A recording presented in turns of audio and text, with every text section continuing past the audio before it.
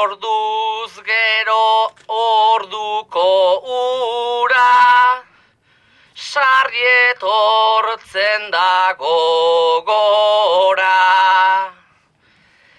Herri aske bat, herri libre bat, bizi zena hain gustora, kanpo kaldetik etorri ziren, eta guztia ondora.